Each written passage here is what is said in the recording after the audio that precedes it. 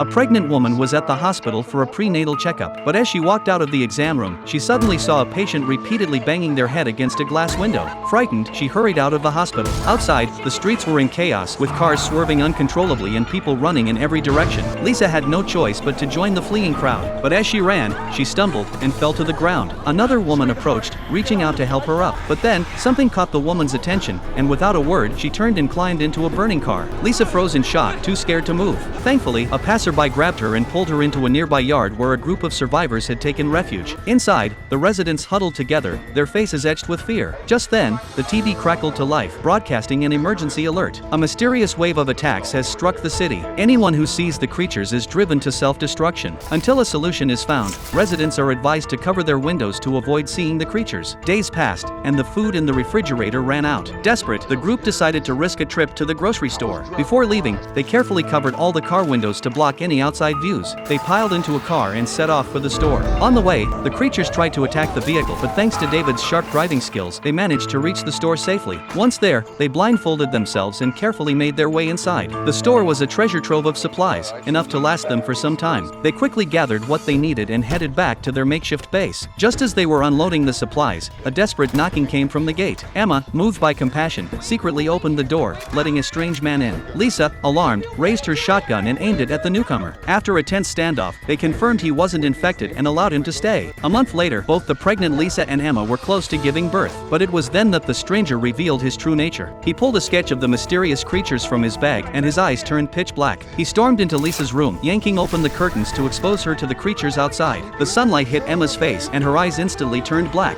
Without a moment's hesitation, she threw herself out the window. The stranger then turned to the bed, spotting Lisa hiding beneath it. Just as he reached for her, a bald man appeared, gun in hand. With his eyes tightly shut, the bald man relied on his hearing to pinpoint the intruder's location. He fired a shot, and the two men grappled, crashing down from the second floor to the first. In the end, only David and Lisa emerged alive from the chaos. What had once been a group of over a dozen people had been reduced to just the two of them.